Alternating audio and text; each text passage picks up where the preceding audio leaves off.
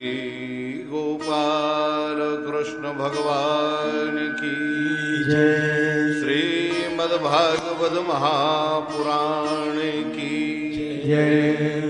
जय जय श्री राधे। नारायण समारंभां शंकराचार्य मध्यमाम् अस्मदाचार्य पर्यन्तां वन्दे गुरु परंपराम्।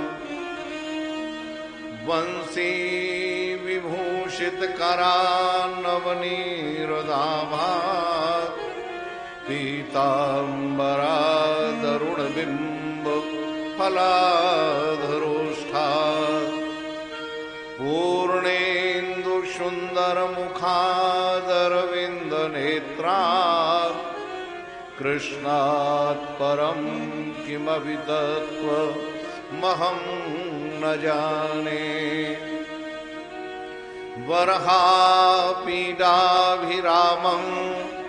मृगमदतिलकं कुण्डलाक्रान्तगण्डं कञ्जाक्षं कम्बुकण्ठं स्मितशुभमुखं स्वाधरे न्यस्तवेणुं श्यामं शान्तं त्रिभङ्गं रविकरवशनं भूषितं वैजयन्त्या वन्दे वृन्दावनस्थं युवतिशतव्रतं ब्रह्मगोपालवेशम्।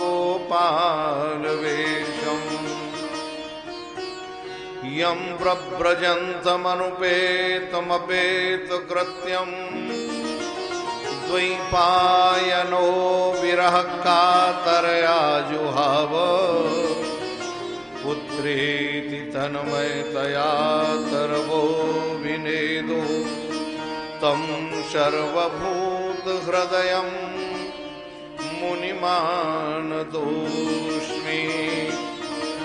श्रीमद्भागवताख्योऽयं प्रत्यक्षः कृष्ण एव हि स्वीकृतोऽसि मया नाथ मुक्त्यर्थं भवसागरे। मनोरथो मदीयोऽयं सफलः सर्वथा स्वया निर्विघ्नेनैव कर्तव्यो दासोऽहं तव केशव दासोऽहं तव केशव दासोऽहं तव केशव। आइए हम लोग अपनी परंपरानुगत सबसे पहले मधुराष्टक का पाठ करते हैं। अधरम मधुरम वदनम मधुरम नयनम मधुरम हसितं मधुरम हृदयं मधुरम गमनं मधुरम मधुराधिपतेरखिलं मधुरम मधुराधिपतेरखिलं मधुरम वचनं मधुरम चारितं मधुरम वसनं मधुरम बलितं मधुरम चरितं मधुरम भ्रामितं मधुरम मधुराधिपतेरखिलं मधुरम मधुराधिपतेरखिलं मधुरम।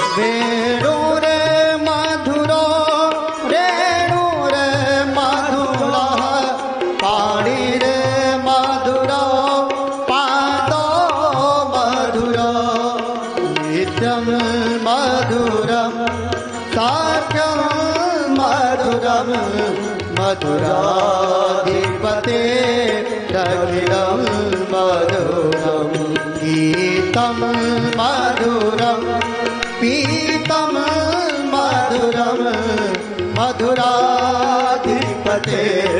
रखिलं मधुरं रूपं मधुरं तिलकं मधुरं मधुराधिपते रखिलं मधुरम्।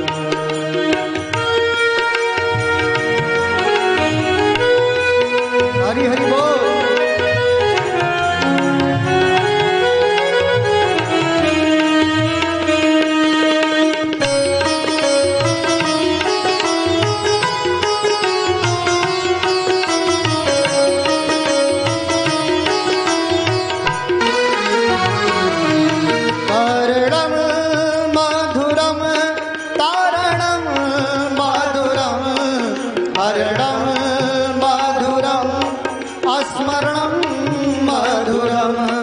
वमितं मधुरं शामितं मधुरं मधुराधिपते रखिलं मधुरं गुंजा मधुरा माला मधुरा यमुना मधुरा वीथि मधुरा सलिलं मधुरं कामलं मधुरं मधुराधिपते रखिलं मधुरं मधुराधिपते रखिलं मधुरम्।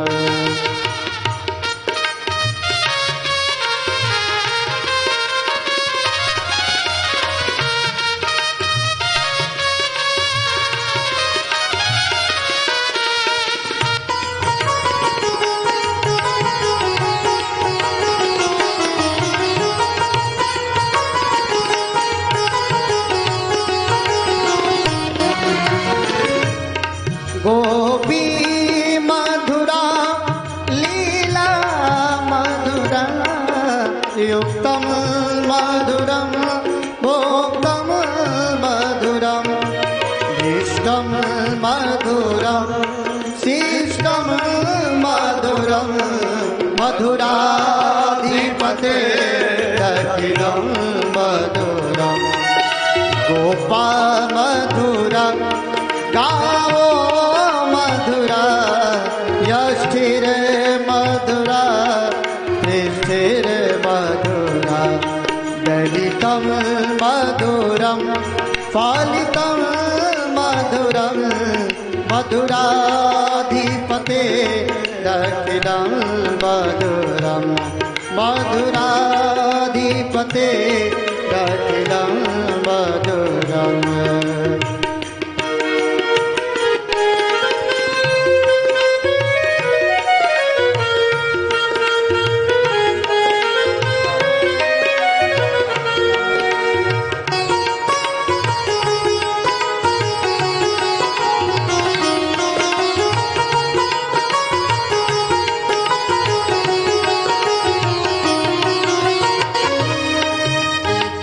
आइए हम सब लोग बैठकर भगवान का कीर्तन करें।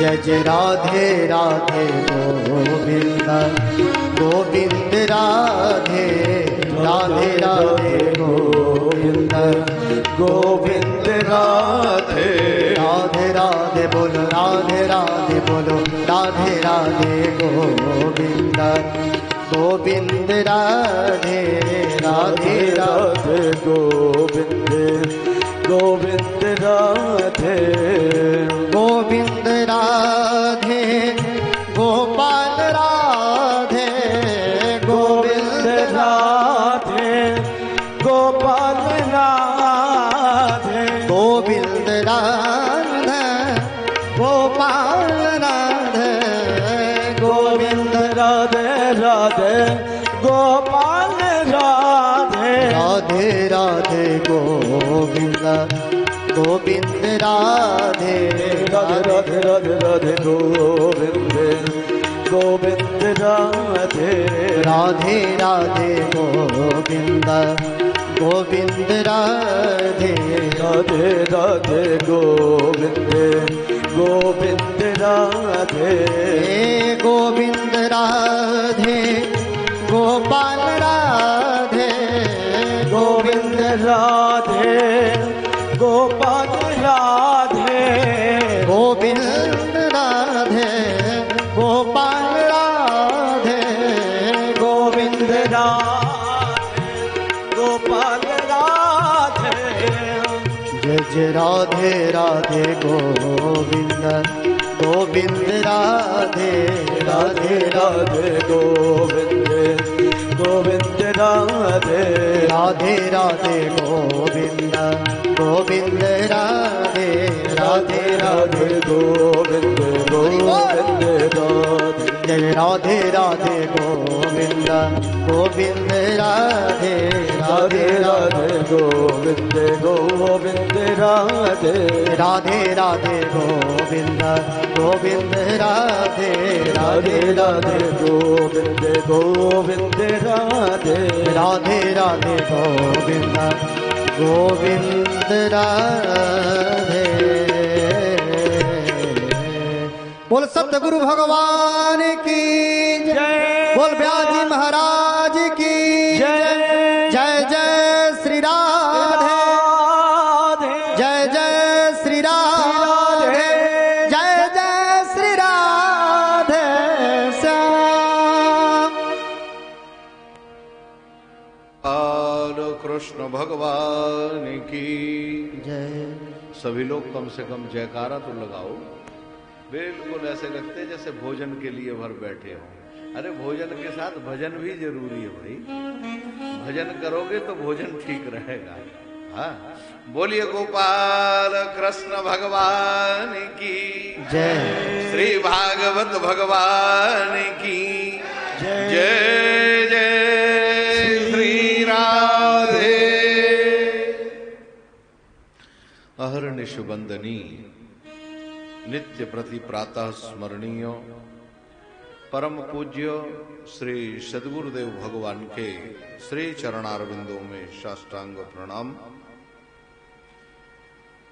वृंदावन धाम में यत्र तत्र प्रगट और अप्रगट रूप में विराजमान संत महापुरुषों के युगल चरणारविंदों में साष्टांग प्रणाम। वृंदावन धाम के अधिष्ठात्री श्री बांके बिहारी के युगल चरणारविंदों में कोटिशः साष्टांग प्रणाम। पूज्य ब्रह्मचारी स्वामी श्री शिवानंद जी महाराज, इस कथा के आयोजक श्री ठाकुर आदित्य नारायण जी एवं उनका परिवार, भगवत कथानुरागी सज्जनों एवं वात्सल्य रस की प्रतिमूर्ति भगवती मातृशक्ति, आइए हम लोग भागवत की मूल कथा पर प्रवेश करते हैं। कल आप लोगों ने मंगलाचरण का श्रवण किया, भागवत के महात्म का श्रवण किया। महात्म का अभिप्राय है महिमा। जब तक हम अब आपस में आप लोग बात करना बंद कर दें तो ज्यादा अच्छा रहेगा, ठीक है ना। महात्म का अभिप्राय है महिमा।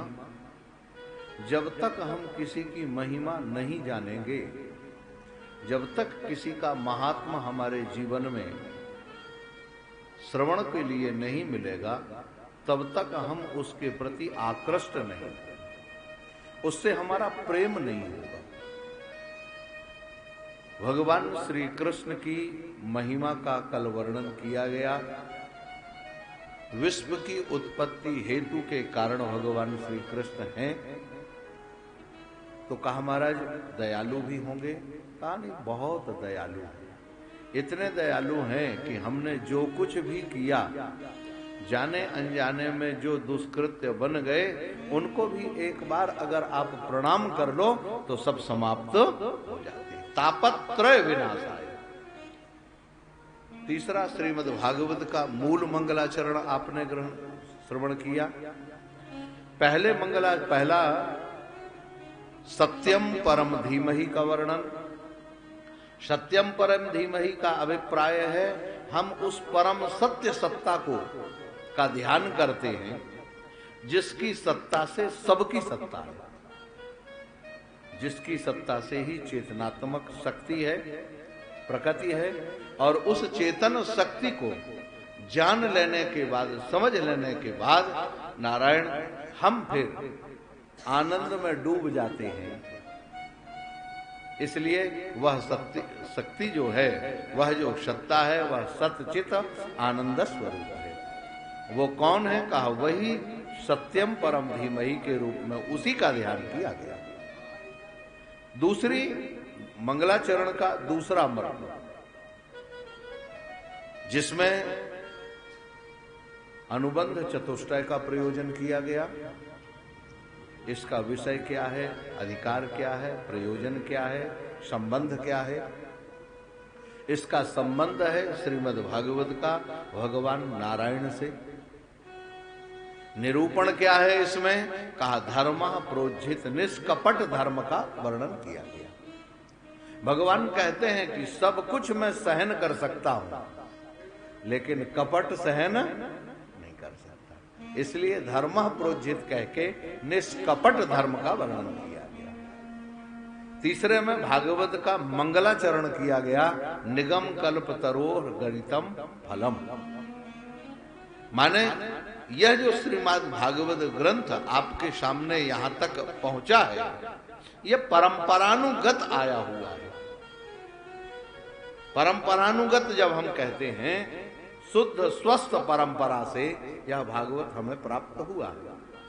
इसकी आदि परंपरा अगर देखें तो भगवान नारायण, नारायण से ब्रह्मा, ब्रह्मा से शनकादि, सांख्यायन ऋषि, शनकादि, सनकादियों से नारद जी, व्यास जी, परीक्षित और सुखदेव परीक्षित, ऐसी कई परंपराएं इसकी मिलती। लेकिन हम अभी जो परंपरा का वर्णन कर रहे हैं वो है शनकादियों की परंपरा से नारद जी को प्राप्त हुआ। नारद जी ने व्यास जी को सुनाया, व्यास जी ने सुखदेव जी को सुनाया और सुखदेव जी ने राजा परीक्षित को सुनाया। नारायण, अब आइए नैमी शारण्य में हम लोग प्रवेश करते हैं। नैमी शारण्य में बैठे हुए अनेक महापुरुष, शौनकादि ऋषि। उसी समय महाराज शौनकादि ऋषि वो कहते हैं, शौनकादि ऋषि बैठे हुए थे यज्ञ करने के लिए। यज्ञ करने का अभिप्राय, ये भी एक बड़ा विलक्षण शब्द है। यज धातु से देव पूजा संगति करण दानेषु यज्ञ। यज्ञ उसको कहते हैं जिसमें देवता की आराधना हो। संगतिकरण माने अगर कहीं वही मनुष्य दिखाई देता है, वही मनुष्य दिखाई देता है, वो सामंजस्य में बदल जाए। देव पूजा, संगतिकरण और दानेषु, दान, संपत्ति इकट्ठी ना रहे, उस संपत्ति का दान कैसे हो? ये बहुत बड़ा विलक्षण शब्द है, दान। आजकल तो बहुत बड़ी स्थिति खराब है महाराज, दान। हाँ, आप अभी बाहर, सड़क से बाहर निकलो, कुछ माताएं पीछे लग जाएंगी, बाबूजी दान देते जाओ।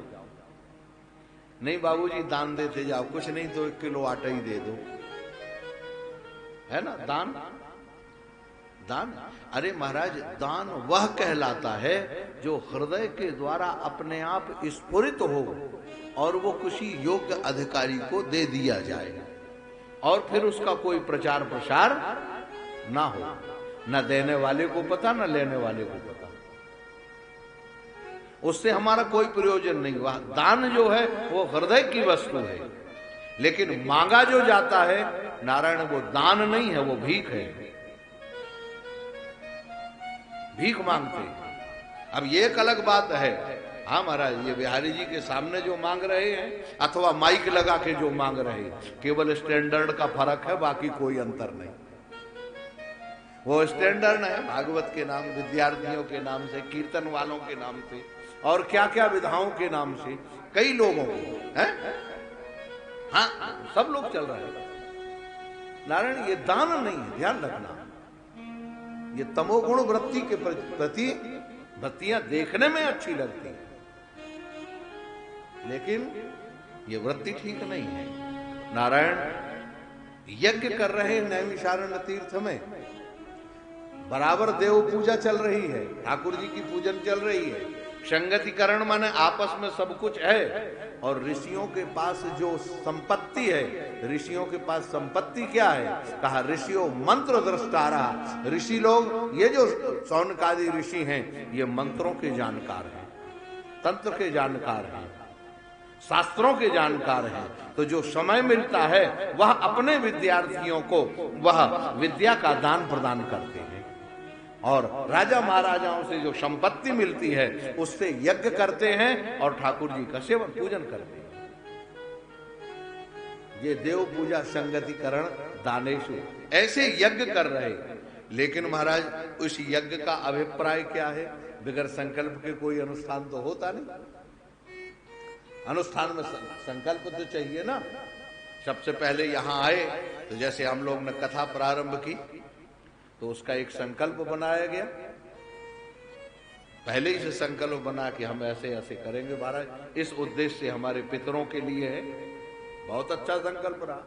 इसी तरह से इन नैमिषारण्य के जो महापुरुष हैं, इनके मन में संकल्प क्या जगह? कहा सत्रम स्वर्गाय लोकाय।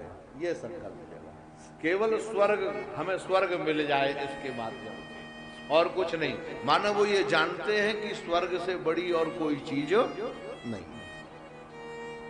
नारायण स्वर्ग की आप देखेंगे आगे, स्वर्ग की विधा क्या है, स्वर्ग में कितनी समस्याएं हैं, कितनी बड़ी विडंबना है।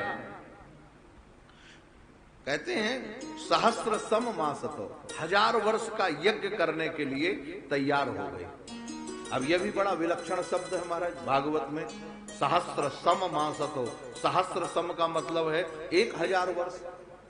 परम पूज्य हमारे महाराज श्री से नारायण ये कथा जब हुई तो हमारे यहाँ विश्वनाथ पांडे बहुत बड़े वैयाकरणी महाराज जबलपुर के, और जब जबलपुर में ये कथा हुई तो उन्होंने कहा महाराज ये सहस्त्र सम, आज तो लोगों की उम्र 100 वर्ष की है, आज इसको कैसे लगाएंगे?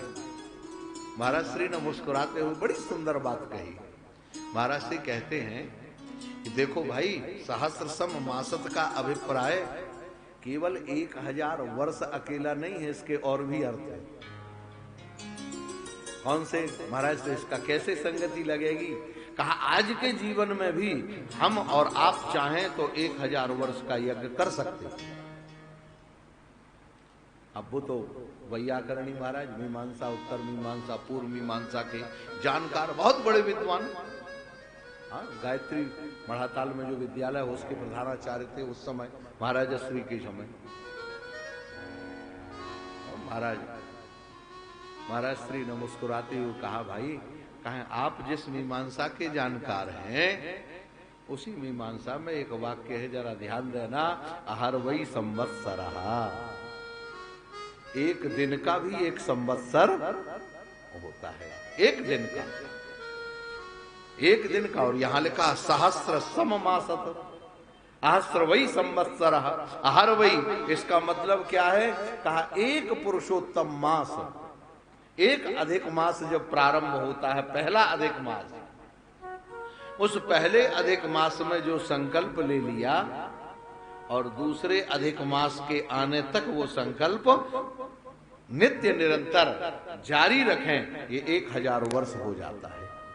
वो 1000 वर्ष कहलाता है। उस समय ऋषियों की आयु थी 1000 वर्ष की, हमारे लिए आज 1000 वर्ष ये सुलभ है। तो यही है सहस्त्र सम मासतो।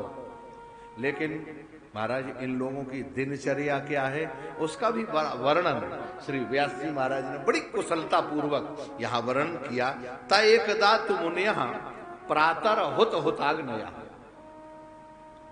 सत्कृतम सूतमाशीनम प्रप्रच्छु हृद मादरा। बहुत सुंदर कहते हैं। ता एकदा, एक दिन इन लोगों के मन में आया, यज्ञ तो कर ही रहे थे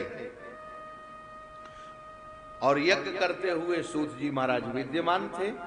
सूत जी का परिचय श्रीमद् भागवत में जो है वह इतिहास पुराण नहीं, केवल वेद में अधिकार सूत जी का नहीं है, बाकी सभी इतिहास पुराणों के वो जानकार हैं, बहुत बड़े विद्वान हैं।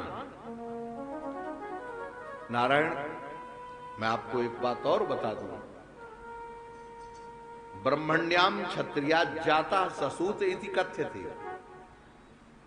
सूत वर्ण संकर संतान कहलाती है। ब्राह्मणी स्त्री और क्षत्रिय पुरुष के द्वारा जो संतान उत्पन्न होती है उसको सूत कहते हैं। तो क्या भागवत के ये सूत हैं? नहीं महाराज, भागवत के सूत तो हैं, लेकिन ये भागवत के सूत दूसरे। कौन है? कहा महाराज पृथु के यज्ञ में देवगुरु बृहस्पति ने जब आहुति, महाराज ब्रह्मा जी की आहुति,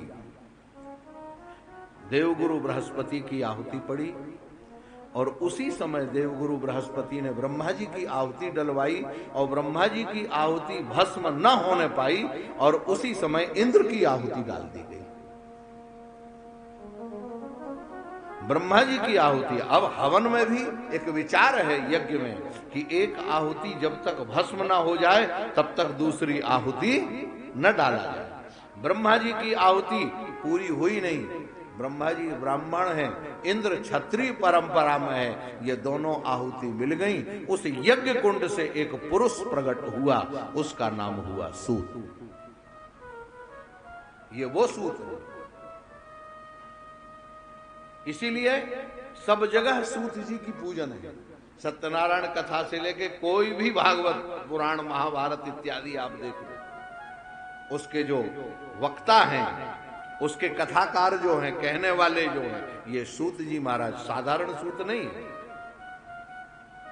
कौन सूत कैसे है महाराज? सत्यनारायण कथा से लेके आप देखें भागवत तक श्री सूत जी, श्री सूत जी, श्री सूत जी, आखिर सूत का शब्द। नारायण सत्कृतम सूत माशीनम।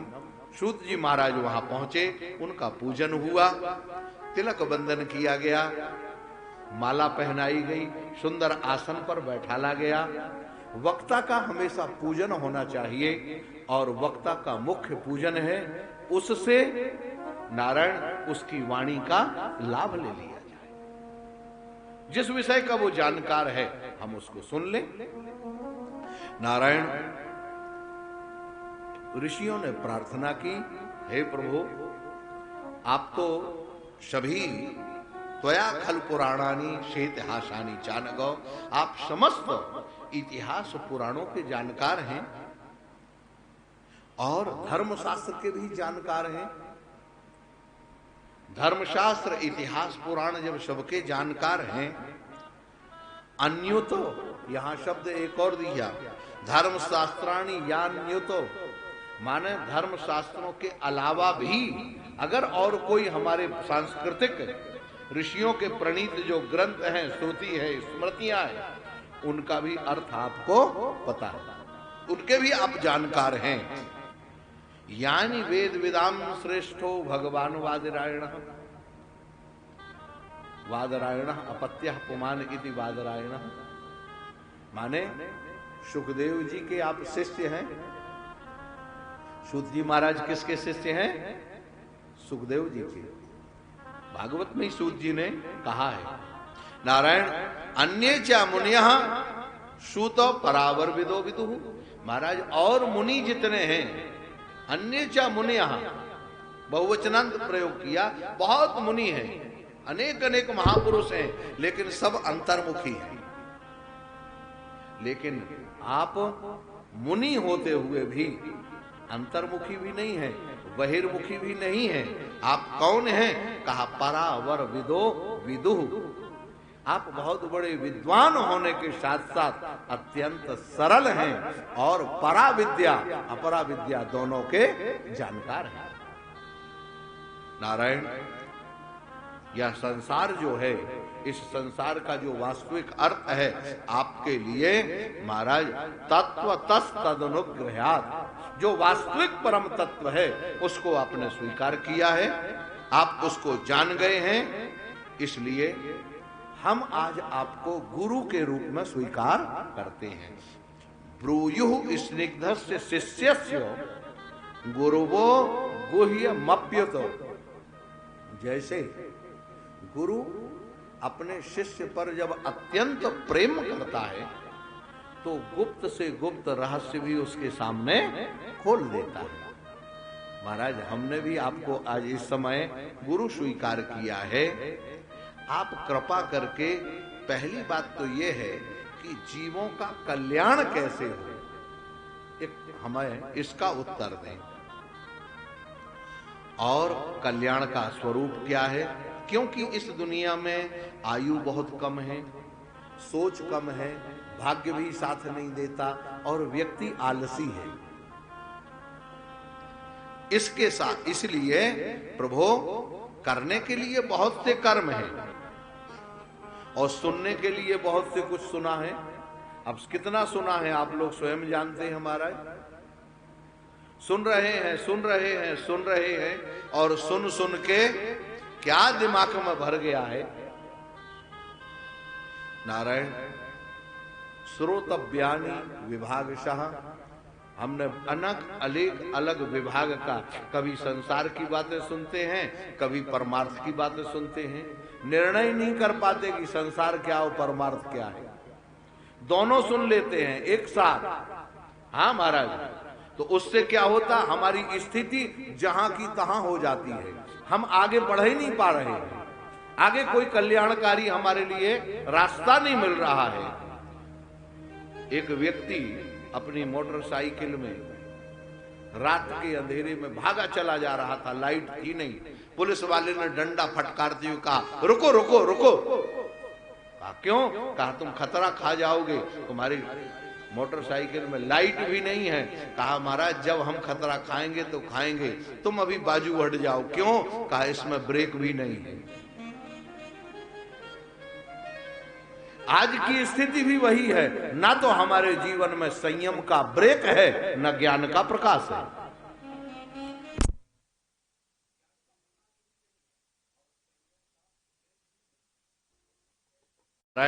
भगवान अतिमर्थ्यानि, भगवान विधि विधान अकेले से नहीं, नारायण भगवान तो प्रेम से ही मिलते हैं। विधि विधान एक सीमा तक अच्छा रहता है, लेकिन बाद में जब हृदय के अंदर प्रेम उमड़ता है तो विधि विधान अपने आप होने लग जाता है, उसको प्रयास पूर्वक करने की जरूरत नहीं पड़ती। जब तक प्रयास पूर्वक कर रहे हैं हम विधान नारायण, तब तक अभी प्रेम प्रकट नहीं हुआ है। इसलिए कलिमागत माज्ञाय क्षेत्रेष्मिन् वैष्णवे वयम आशीनादीर क्षत्रिणाम क्षत्रिणो कथायाम सक्षणा हरे। हे प्रभु, एक और आप तो हमें जैसे कोई समुद्र में डूब रहा हो और उसके लिए नाव मिल जाए, छोटी सी टूटी हुई, एक कर्णधार उसमें बैठा हो नाविक, इसी तरह से आप संसार सागर से डूबने के लिए हमें पार उतारने वाले महापुरुष मिल गए। लेकिन एक अंतिम प्रश्न है, ब्रूहि योगेश्वरे कृष्णे ब्रह्मण्ये धर्म वर्मणि स्वाम काष्ठा मधुनोपेते धर्म कम शरणम गतः। महाराज, भगवान यहाँ इस धराधाम पर आए, बहुत दिन रहे और रहने के बाद बहुत सी लीलाएं की। लीला करने के बाद भगवान ने जब अपनी लीला संवरण की और संवरण करने के बाद भगवान अपने धाम को चले गए। लेकिन धाम में जाने के बाद भगवान ने यहां धर्म की स्थापना की। लेकिन वह जिस धर्म की भगवान ने स्थापना की वो धर्म अब किसके सहारे रहा? बड़ा मधुर प्रश्न है। धर्म धर्मः कम शरणम गता, धर्म किसके सहारे रहा, कहां रहा? नारायण यहां पर व्यास जी महाराज पुनः श्री सूत जी महाराज व्यास जी की वंदना करते हैं। व्यास जी की वंदना करते हुए महाराज अपने गुरुदेव की वंदना करते हैं और श्रीमद् भागवत पुराण और गुरुदेव दोनों की एक साथ वंदना करते हैं। यस्वानुभावम अखिल स्तुति सारमेकम अध्यात्म दीप मति तिथि रसताम तमोन्धम संसारिणाम करुणियाः पुराण गुह्यम तम व्यास शूनु मुपयामि गुरुम मुनीनाम। नारायण अध्यात्म दीप मति तिथि रसताम तमोन्धम, श्रीमद् भागवत को अध्यात्म दीप कहा। अध्यात्म दीप कहकर श्रीमद् भागवत की वंदना की और नारायण संसारिणाम करुणियाः पुराण गुह्यम, संसार सागर से पार उतारने के लिए जो गुप्त रहस्य है, पुराण है, वह गुरु जी ने कृपा करके हमको सुनाया। इससे गुरु जी के प्रति कृतज्ञता का वर्णन। नारायण भगवान नारायण की वंदना और सरस्वती की वंदना करते हुए अब यहां पर श्री सूत जी महाराज कहते हैं, नारायण तुम लोगों ने प्रश्न बड़ा उत्तम किया है। देखो प्रश्न पूछने वाले के मन में ये पता लग जाता है कि प्रश्न क्या पूछा गया है, उससे उसके जीवन का पता लगता है कैसा क्या पूछ रहा है ये व्यक्ति, कहां से पूछा। अब कोई पूछे, एक रामायण के वक्ता थे महाराज, कथा हो रही थी और उसी समय एक व्यक्ति खड़ा हो गया बीच में और बोल पड़ा, महाराज सीता जी के नाना का क्या नाम है? अब लो, अब सीता जी के नाना का नाम बताओ। अब वो वक्ता महोदय भी बढ़िया कलाकार थे, वक्ता तो वक्ता ठहरे। उन्होंने कहा क्यों तुम्हें नहीं मालूम? कहा नहीं महाराज हमें तो नहीं मालूम सीता जी के नाना का नाम। कहा भाग उसी रामायण में तो लिखा है। क्या लिखा है? कहा मनोहर। सीता जी के नाना का नाम मनोहर है? कैसी बात कर रहे हो, मनोहर? कहा हाँ। कहाँ लिखा है? कहा देखो जरा, वहां लिखा हुआ है महाराज, जहां जब सीता जी की भांवर पड़ रही थी ना, उस समय लिखा है बाजत ढोल अनेक निशाना और गावत गीत मनोहर। बोलो लिखा है कि नहीं? कौन मना करेगा? महाराज बहुत से प्रश्न ऐसे हैं जो हर समय पूछे नहीं जाते, बहुत से उत्तर ऐसे हैं जो हर समय दिए नहीं जाते। बनाना चाहता हूं स्वर्ग तक सोपान सपनों का, मगर क्या करें कम वक्त चद्दर से अधिक पैर फैलाए। बस यही है नारायण, क्या पूछना है। यहां पर सूत जी ने कहा चलो धर्म कर्म की बातें तो बाद में बताएंगे, पहले जीवन बनाने की बात समझो। जीवन कैसे बनता है? देखो सबसे पहले परम धर्म का निरूपण है। यह आत्मा संप्रसिद्धति प्रश्न था, उसमें परम धर्म क्या है? कहा सबई पुंसाम परो धर्मो यतो भक्ति रधोक्षजे अहेतुक्य प्रतिहता यह आत्मा संप्रसिद्धति। सबसे परम धर्म क्या है? अधोक्षज भगवान, माने भगवान श्री कृष्ण के चरणों में प्रीति हो जाए, राधा रमण के चरणों में प्रीति हो जाए, अपने आराध्य के चरणों में प्रेम हो जाए। यही सबसे अच्छा धर्म है। और इसी से क्या होगा? लेकिन प्रेम कैसे हो? अंडरलाइन है, महत्वपूर्ण बात है। अहेतुक्य प्रतिहता, बिगर हेतु के। अगर हेतु रहेगा तो नुकसान करेगा। आप देख रामचरितमानस में राजा प्रताप भानु की कथा आप देख लें। सत्य केतु, धर्म रुचि इत्यादि कितने हैं। जब भी यज्ञ करते थे तो कुछ नहीं चाहिए महाराज, कुछ नहीं चाहिए। तो ये निष्कामता का ढोंग भी बहुत खतरनाक होता है। अगर कुछ चाहिए तो भगवान से मांगने में क्या हर्ज है, मांग लो। लेकिन वही सत्यकेतु राजा के सामने जब एक तनु कपट मुनि मिला तो बोलो समर जिते नहीं कोई, अजर अमर होई होई। तब हम अजर अमर हो जाएं, हमारी जवानी हमेशा बनी रहे, बुढ़ापा कभी ना आए और शत्रु हमारे सामने ना टिके। वो कहां गई निष्कामता, भगवत प्रीत्यर्थ। उसका परिणाम क्या हुआ, आगे वही चल के रावण कुंभकर्ण होना पड़ा कि नहीं, वो स्वामी तुलसीदास जी ने वर्णन किया। तो ये निष्कामता नहीं, अगर सकामता है तो भगवान के सामने वह अपनी कामना रखो। क्या भगवान नहीं जानते कि हमें क्या करना है, हमारा भक्त किस लिए आया है, ये क्या चाहता है, तो फिर बोल देने में क्या हर्ज है। नारायण वासुदेवे भगवती भक्ति योग प्रयोजिता जनयत्यासु वैराग्यम ज्ञानम चा यद हेतुकम। भगवान श्री कृष्ण वासुदेव की जो भक्ति है, उनका जो प्रेम है नारायण, वह प्रेम कैसे है, कहा प्रयोजिता, प्रयोजनीय है। क्यों, कहा जनयत्यासु वैराग्यम। भगवान से प्रेम करने वाले व्यक्ति के हृदय में सबसे पहले वैराग्य उत्पन्न होता है। और वो वैराग्य कैसा होगा, कहा ज्ञानम चा यद हेतुकम। ऐसा वैराग्य होगा कि भगवान का जो वास्तविक ज्ञान है, वो ज्ञान स्वरूप जो परमात्मा है, कौन, कहा ज्ञान अखंड एक सीता वत। वही जो ज्ञान भगवान स्वरूप है, जो भगवान का स्वरूप है, वह तुम्हारे हृदय के अंदर प्रकट हो जाएगा। और जब ज्ञान प्रकट हो जाएगा तो धर्म कर्म का स्वाभाविक रूप से पालन, उसको प्रयास नहीं करना पड़ेगा। नारायण, अच्छा धर्म कर्म के पालन करने का विधान कैसा है। अगर हम धर्म कर्म का पालन कर रहे, ठीक हमारा जीवन चल रहा, उसकी कसौटी क्या है, कैसे हम समझें कि हमारा धर्म कर्म ठीक है, हमारी व्यवस्था ठीक है, हम ठीक रास्ते पर चल रहे हैं। तो उसके लिए एक ही बात है, धर्मस्वनिष्ठिता पुंसाम विश्वक सैन कथा सुया नोत्पादयेद यदि रतिम श्रम एव ही केवलम।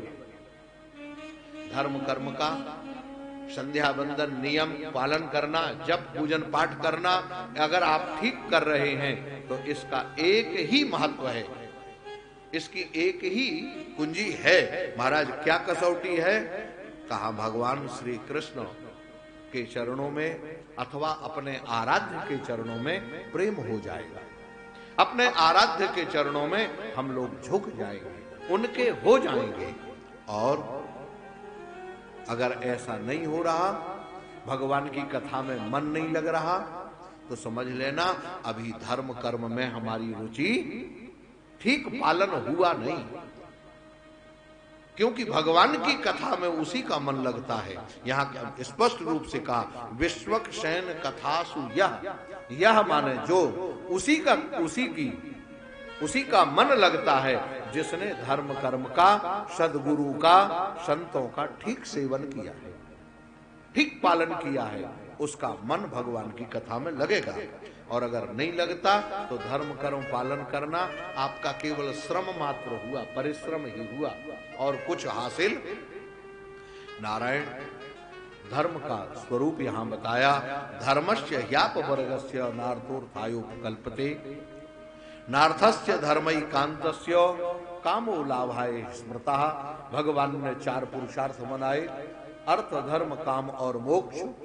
ये चारों पुरुषार्थ नारायण, इनका प्रयोजन क्या है, धर्म, अर्थ, धर्म, काम और मोक्ष। अर्थ का प्रयोजन क्या है, कहा धर्म में प्रयोग हो, अर्थ का प्रयोजन है। और धर्म का प्रयोजन क्या है, धर्मई काम कांतस्य, काम का, कहा नहीं, काम के पहले धर्म है। यद्यपि काम पुरुषार्थ है, लेकिन उस कामना की पूर्ति हम वासना की पूर्ति कैसे करें, कहा धर्म पूर्वक करें। अगर मन में वासना है तो विवाह कर ले, वंश हमारा आगे बढ़ेगा, वासना की भी पूर्ति होगी और हमारा जीवन मर्यादित रहेगा। तो यही है धर्मस्य याप वर्गस्य नार्थोर्थायोपकल्पते। अच्छा महाराज, कामस्य नेन्द्रिय प्रीतो, काम अगर है तो इंद्रियों को का भरण पोषण करने के लिए नहीं, जीवन निर्वाह के लिए काम का प्रयोजन है। कैसे? कहा जीवेत यावता, जब तक आप जी रहे हैं तब तक अपनी इंद्रियों के ऊपर ठीक ठीक भरोसा करने की जरूरत नहीं है। इस गोस्वामी जी ने तो बड़ा सुंदर बात कही कि जीवन में अगर सावधान रहना है तो गोस्वामी जी कहते हैं तजोरी मन हरि विमुखन को संग, कहा हो तो पय पान कराए विष न तजत भुजंग। जो भगवान से विमुख हैं ऐसे लोगों से हमेशा दूर रहना चाहिए।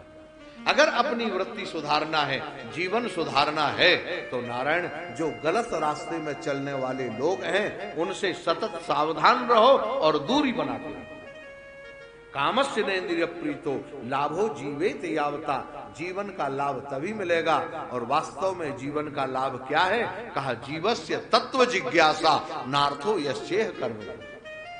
जीवन का जो अर्थ है वह है उस परमात्मा की लालसा हमारे हृदय में जग जाए, जिज्ञासा हमारे हृदय में जग जाए। जीवस्य तत्व जिज्ञासा, ऐसी जिज्ञासा जगने के बाद और कोई काम। कहा हमारा तत्व क्या है? कहा बदंति तत्तस्विदस्त तत्वम यज ज्ञान मद्वयम ब्रह्मेति परमात्मेति भगवान इति शब्दते। नारायण जिसको ब्रह्मेति, महाराज जिसको ब्रह्म ज्ञानी ब्रह्म कहते हैं, योगी जिसको परमात्मा कहते हैं और भक्त जिसको भगवान कहते हैं, उसी का नाम शास्त्रों में तत्व कहा गया है। ये तीनों नाम अलग अलग हैं लेकिन वास्तव में एक ही हैं, अलग नहीं हैं। और इनकी एकता का वर्णन करके तत्श्रद्धाना। अब प्रश्न हुआ महाराज अब आप बताएं ये तत्व हमारे अधिगमन कैसे होगा, हमारे हृदय में कैसे प्रकट होगा? आप कृपा करें इसको जरूर बताएं। इसकी छोटी सी विधा भागवत में बड़ा सुंदर वर्णन किया महाराज। वो कहते हैं सबसे पहले तत्श्रद्धानो मुनियो ज्ञान वैराग युक्तया पश्चान्त्यात्मनि चात्मानम भक्त्या श्रुत विहितया। पहले तो भगवान भक्त्या माने प्रेम पूर्वक भगवान के चरित्रों को सुने। अब यहाँ चरित्रों को सुनने के लिए कहा, लीला के लिए अभी चर्चा नहीं कर रहे। क्यों? क्योंकि चरित्र भाग जो होता है वह जीवन में धारण करने योग्य होता है और लीला भाग जो होता है वह मनन करने योग्य होता है, केवल ध्यान करने योग्य होता है। नारायण अतः पुंभिर, और कैसे करें? कहा महाराज वर्णाश्रम विभाग सा। बहुत बड़ी बात यहां पर कह दी। अपने अपने वर्ण और आश्रम में आप जा रहे हैं, आप जिस संप्रदाय से दीक्षित हैं उसी संप्रदाय का आप अनुमोदन करिए, उसी संप्रदाय के अनुसार आप साधना करिए, भजन करिए। ये तो आश्रम हो गया। अब दूसरा हो गया वर्ण। आप जिस वर्ण के हैं, ब्राह्मण हैं तो ब्राह्मणोचित कर्म आपको करना चाहिए, तभी आपका जीवन आनंदमय होगा। दूसरे वर्ण का आप आश्रय लेंगे तो शायद आपको सुख मिल सकता है, लेकिन नारायण आनंद आपको कभी मिलेगा नहीं। थोड़ी सी सुख सुविधा, जो सुविधा युक्त सुख है वो समझ मिल हो सकता है, तो वो प्रारब्ध के अधीन भी होता है। वर्ण आश्रम, आप क्षत्रिय हैं तो क्षत्रियोचित कर्म करें, वैश्य हैं तो आप वैश्योचित कर्म करें, और अगर आप चतुर्थ श्रेणी के हैं, शूद्र हैं, तो महाराज सेवा का कार्य करें। ब्राह्मण को जो वेद पाठ करने से फल मिलेगा वह शूद्र को सेवा करने से फल मिलता है जब वो सेवा करता है। तो यहां इसीलिए कहा वर्णाश्रम विभाग का, वर्ण और आश्रम का ध्यान रखते हुए हम किस वर्ण में हैं और किस आश्रम में हैं, इन दोनों का पालन करते हुए क्या करें? महाराज धर्म कर्म का पालन करते हुए थोड़ा एकांत में रहे। तस्माद एकेन मनसा। हमारे महाराज श्री कहते थे, गुरुजी भी महाराज श्री की बात दोहराते थे। महाराज श्री कहते थे 24 घंटे में घंटे 2 घंटे एकांत में रहो, अपने घर में ही एक कमरा में रहो, बंद कर लो और नियम ले लो कि 1 घंटे हमारे पास कोई ना आए, 2 घंटे कोई ना, हम किसी से मिलेंगे नहीं, किसी से बात नहीं करेंगे और फोन नहीं करेंगे। ये नहीं कि मोबाइल में लगे हुए 2 घंटे। हाँ, ऐसा नहीं कि व्हाट्सएप चला रहे हैं, गूगल महाराज को देख रहे हैं। हाँ, 2 घंटे नहीं, तुम तो 24 घंटे भी लगे रहोगे उसी में, क्या हो रहा है, व्हाट्सएप और फेसबुक देखते रहो। कहा महाराज हम तो एकांत ही में हैं। वो तो सबके बीच में ही, अभी व्हाट्सएप चलाने लगो एकांत में हो जाओगे, पंडित जी क्या कह रहे हैं पता ही नहीं लगेगा। बोलो। तो इसलिए ये कोई भी साधन नहीं, कोई भी साधन नहीं। और मौन, भगवान का नाम जितना लो नहीं लो कोई बात नहीं, लेकिन ध्यान रखना मन में कोई वृत्ति ना उठे। तस्मात् देकेन मनसा, आप मन से एकांत में रहिए। और जब एकांत मन रहेंगे तो क्या होगा? कहा भगवान शाश्वताम पति है। एक चीज दोहराते रहिए, हमारे मालिक केवल भगवान है, केवल भगवान है। हे प्रभु मैं आपकी शरण में हूं, हे प्रभु मैं आपकी शरण में हूं, बस और कुछ नहीं करूं। धीरे धीरे ये नियम ले लो तो इससे क्या होगा? कहा महाराज निश्चित है कि आपका मन भगवान के चरणों में लग जाएगा। श्रोतव्य, जिनकी आप शरण में हैं उनके विषय में आप सुने। सुनने के लिए अगर ना मिले तो क्या करें? कहा कीर्तितव्यस्य, कीर्तन करें। हरे कृष्ण कृष्ण कृष्ण हरे हरे, हरे राम राम राम हरे हरे। ले महाराज कीर्तन करो, खूब आनंद आवेगा। और कीर्तन करते हुए, हाँ महाराज कीर्तन करो, लेकिन कीर्तन करने से जब थक जाओ तो क्या करो? कहा तीसरा स्टेप है ध्येय, ध्यान करने बैठ जाओ। ध्यान कर लो भगवान का मुकुट कैसा लगा है, तुम्हारे ठाकुर जी वहां महाराज कैसी बांसुरी बजा रहे हैं, उनके शरीर का रंग कैसा है, मोर मुकुट कैसा है, साथ में राधा रानी खड़ी हुई हैं, वो उनकी तरफ देख रही हैं, मुस्कुरा रही हैं। जरा ऐसी मुस्कुराहट भरी ध्यान तो करो, आपका मन लग जाएगा महाराज। और ध्येयस्य, कहा ध्यान करने में भी जब समय हो जाए तो क्या करें? कहा पूज्यस्य, फिर आप अपनी ठाकुरवाड़ी में चले जाओ, ठाकुर जी के सामने चले जाओ, उनका पूजन करो, उनके लिए पुष्प उतार लाओ, चंदन ले आओ महाराज, उनको भोग लगाओ, आरती करो, सुंदर माला पहनाओ, स्तुतियां गाओ। ये कैसे करना है महाराज? ये लिखकर, ये लिखा हुआ नित्यदा, बहुत बड़ा विलक्षण शब्द है। नित्यदा का मतलब है नित्य ही बिगर नागा। एक ये जो नित्यदा शब्द है ना, हाँ महाराज, नित्य वर्तमान सामीप्य वर्तमान वदवा, सत्री सानत प्रत्यय यहाँ पर बड़े सुंदर ढंग से किया गया और उसके नी उपसर्ग के साथ में नित्य शब्द जोड़ के नित्यदा बनाया गया। नित्यदा का मतलब है ठीक समय पर, जैसे समय आप कर रहे जो पूजन है, उस पूजन के समय आप उतना पूजन रोज करें। देखो आपको एक सच्ची घटना सुनाते हैं। राजस्थान के पास में एक कर्म सिंह नाम का व्यक्ति रहता था, उसकी मिलिट्री में भर्ती हो गई। लगभग ये 40-50 वर्ष पुरानी घटना है। मिलिट्री में उसकी भर्ती हो गई और महाराज लद्दाख के उस तरफ उसको अपॉइंटमेंट मिल गया, वहीं जाता। बांके बिहारी का वो पक्का भक्त था।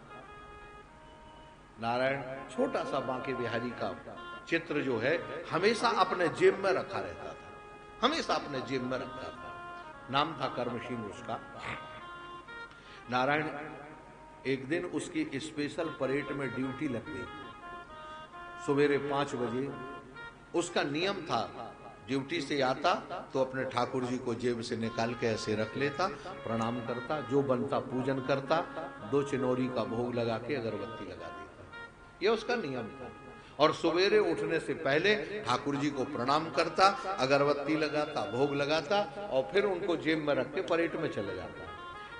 सबसे अच्छा रिकॉर्ड था उसका, सबसे अच्छा, बहुत, माने पूरे कैंप में उसकी बड़ी इज्जत थी। एक दिन क्या हुआ, स्पेशल परेड में उसको 5 बजे जाना था, तो सवेरे महाराज जल्दी 3 बजे ही उठ गया, स्नान ध्यान किया, पूजन पाठ किया, कहा मैं अपना पूजन पाठ कर लूं और ध्यान कर लूं ताकि 5 बजे समय से पहुंच जाऊं।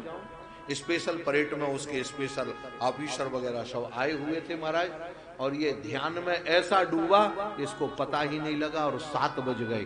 परेड 6 बजे तक की, 6:30 बजे थी, परेड हो भी गई और समाप्त हो गई। अब इसका ध्यान खुला, और जैसे ध्यान खुला महाराज, अब उसने देखा क्या हुआ, तो उसने अपना जो बिस्तर था समेट लिया, बिस्तर समेट के रख लिया, भगवान से कहा प्रभु अब क्या कर सकते हैं, जो हो गया तो हो ही गया, निश्चित है आज नौकरी से निकाल दिया जाऊंगा। तो पहले करने से, तब तक थोड़ी देर में एक व्यक्ति उसके पास आया और एक लिफाफा में लेटर लाके रख देता सामने, एक पत्र था। कहा अब ये पत्र क्या देखना है, इतने ही और पत्र में लिखा ही होगा कि आप घर जाइए, और क्या लिखा होगा। महाराज वो पत्र उसने बांके बिहारी के चरणों में रख दिया, और महाराज बांके बिहारी का कीर्तन करता रहा, नाम लेता रहा, श्री कृष्ण गोविंद हरे मुरारी, हे नाथ नारायण वासुदेव।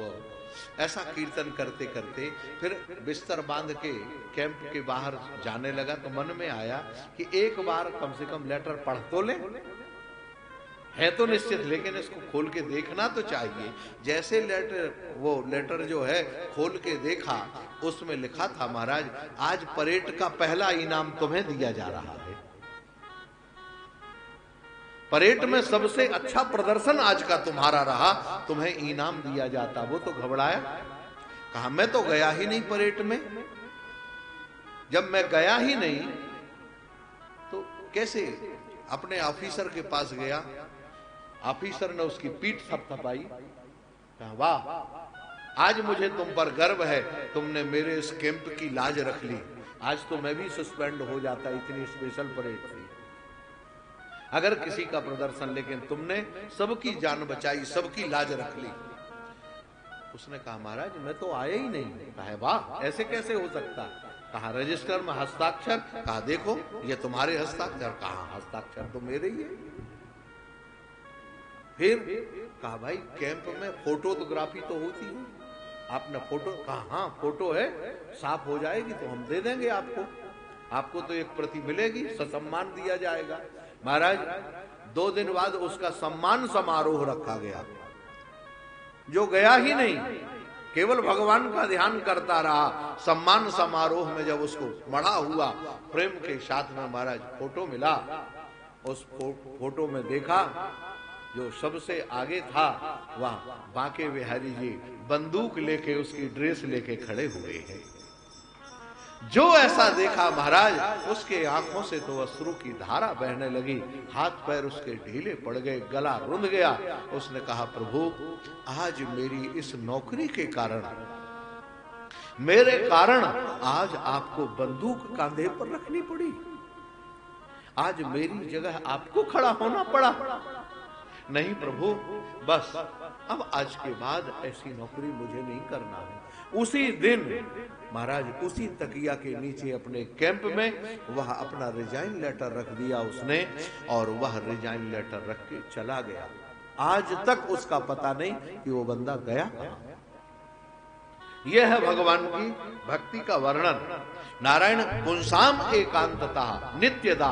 अगर आप भगवान के चरणों में नित्य रहते हैं, कहां रहते हैं इसका कोई महत्व नहीं है नारायण, लेकिन कैसे रहते हैं इसका बहुत बड़ा महत्व है। आप कैसे रहते हैं, जीवन शैली आपकी कैसी है, जीवन जीने का ढंग कैसा है, इस पर हमारा जीवन डिपेंड करता है। नारायण श्रवणताम स्वकथाम कृष्ण पुण्य श्रवण कीर्तन। हम भगवान का कीर्तन करें। नष्ट प्राय सुभद्रेशु। इससे क्या होगा, कीर्तन करने से एक बड़ा लाभ मिलता है। हो सब लोग जब शामिल होकर भगवान का नाम लेते हैं, भगवान का कीर्तन करते हैं, श्रवण करते हैं, तो हमारे जीवन के जन्म जन्मांतरों के जो कर्म संचित हैं, उन कर्म संचितों में जो अभद्र कर्म है, भद्र कर्म नहीं, अभद्र कर्म, वो अभद्र कर्म जिसको हम लोग खेत में, हमारे जब धान की या गेहूं की फसल लगाई जाती तो उसमें कहते ना खरपतवार ज्यादा उगी हुई है, तो इसी तरह से हमारे हृदय में जो खरपतवार है, अभद्र कर्म है, वह क्या होते हैं? कहा कीर्तन करने से समाप्त हो जाते हैं। और उस कीर्तन के साथ में जब वो समाप्त हो जाए तो क्या होगा? कहा भागवत सेवया। भागवत सेवया का अभिप्राय है ऐसा नहीं कि आपको भगवान का हमारा भागवत सुनने के लिए मिलेगी, नहीं, भगवान की कथा सुनने के लिए मिली। किन के द्वारा? कहा भगवान के भागवत संतों के द्वारा। भागवत माने संतों के द्वारा। अब वो संत सफेद कपड़े में भी हो सकते हैं, लाल पीले कपड़े में भी हो सकते हैं, विरक्त भी हो सकते हैं और गृहस्थ भी हो सकते हैं। उनका स्वरूप संत, संत माने हृदय जिसका विशाल है, वो संत नारायण। उनका क्या होगा? कहा भक्तिर भवती नैष्ठिकी। उनके मुख से जब भगवत चरित्र आप सुनेंगे तो आपके भगवान के प्रति आपकी निष्ठा जम जाएगी, नैष्ठ की भक्ति हो जाएगी। रजोगुण तमोगुण ये सब समाप्त हो जाएंगे। क्या होगा? कहा सत्व गुण जागेगा। और जैसे सत्व गुण जागेगा नारायणे, उस समय क्या होगा? भिद्यन्ते हृदय ग्रंथि, छिद्यन्ते सर्व संशयाः, क्षीयन्ते चास्य कर्माणि, दृष्ट एवात्मनीश्वरे। एवात्मा ईश्वरे दृष्टा। आपके हृदय के अंदर वह जो परमात्मा है, अभी तक जो दृष्टा रूप से बैठा हुआ था, दिखाई आंख के माध्यम से कौन देख रहा है भाई? कान के माध्यम से कौन सुन रहा है? वो परमात्मा तो बैठा है। ये इसीलिए यहां दृष्ट शब्द रखा। दृष्टा माने जो हम लोगों के बीच का साक्षी है, वो साक्षी परमात्मा आपके भाव के अंतर्गत जो भाव होगा, जो स्वरूप होगा, उसके अंतर्गत वह प्रकट हो जाएगा। और जैसे वह प्रकट हो जाएगा तो क्या होगा? कहा वासुदेवे भगवती कुर्वन्त्यात्म प्रसादनी। नारायण आपको भगवत प्रसाद मन भक्ति का प्रसाद मिलेगा। और कोई संत आपको आके बता देगा क्या? भैया सत्वम रजस्तम इति प्रकृतेर गुणास्ते युक्तः परः पुरुष एक इहास्य धत्ते स्थित्यादये हरि विरंच हरेति संज्ञा। भैया ये ब्रह्मा विष्णु महेश ये सब अलग अलग नहीं है, ये एक ही परमात्मा है।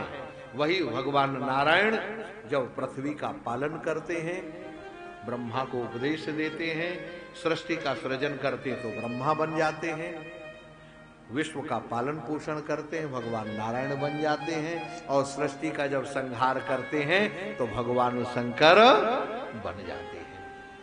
नारायण इसलिए भगवान का जो स्वरूप है वह कहते हैं स्वनिर्मितेश निर्विष्टो भुंक्ते भूतेषु तद्गुणान।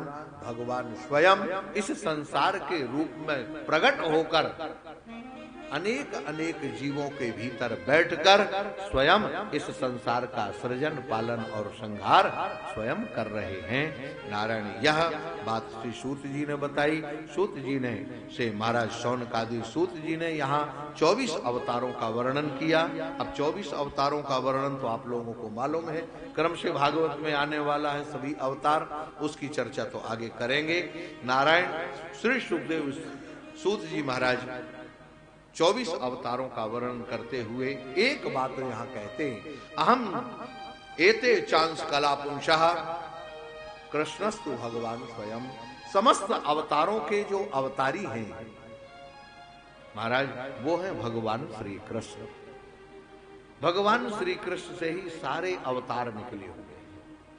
नारायण इंद्रियव्याकुलम लोकम मृडयन्ति युगे युगे। वही परमात्मा युग में और अयुग में, युगे और अयुगे युग में अवतार लेते माने जब अवतार का समय होता, द्वापर के अंत में भगवान श्री कृष्ण, त्रेता के अंत में भगवान राघवेंद्र सरकार, राम जी, सतयुग के अंत में भगवान तुम्हारे नारायण इत्यादि अनेक अनेक अवतार हुए। इसी तरह से कृष्ण यहाँ पर लिखा जन्म गुह्यम भगवो या एतत् प्रत्युनरः, भगवान के जो दिव्य जन्म कर्म है, गीता में भी यही कहा जन्म कर्म च मे दिव्यम। भगवान कहते हैं अर्जुन, मेरे जो दिव्य जन्म कर्म है, इनको जो जान लेता है, इनकी जो चर्चा करता है, इनको जो समझ लेता है, उसका फल क्या होता है जानते हो? महाराज बता दीजिए क्या है? कहा वह अपने जन्म कर्म के बंधन से मुक्त हो जाता है। यह है भगवान का दिव्य जन्म कर्म। आइए सुखदेव श्री सूत जी महाराज यहाँ एक बात कहते हैं, मैंने जो सुना, कहाँ सुना? कहा महाराज सुखदेव जी जब कथा सुना रहे थे राजा परीक्षित को, अहम चाद्यगमम तत्रो निविष्टस्तदनुग्रहात् सोहम वह श्रावयिष्यामि यथाधीतम यथामति। मैं भी जब सुखदेव जी कथा सुना रहे थे तो मैं भी उस कथा में बैठा था और सुखदेव जी मेरे को ध्यान में रखते हुए वह श्रीमद् भागवत की कथा सुना रहे थे। जैसी मैंने सुनी है, जितना मैं सुन सका, जितना मैं धारण कर चुका और जितनी व्यक्त करने की ताकत है, आप सबके सामने में व्यक्त करूंगा, ऐसा श्री सूत जी ने कहा। आइए 2 बार भगवान नाम संकीर्तन करें, इसके बाद फिर आगे की कथा में अब प्रवेश करेंगे। बोलिए गोपाल कृष्ण भगवान की जय। जय जय श्री राधे। हे भजले हरि का नाम रे बंदे, भजले हरि का नाम।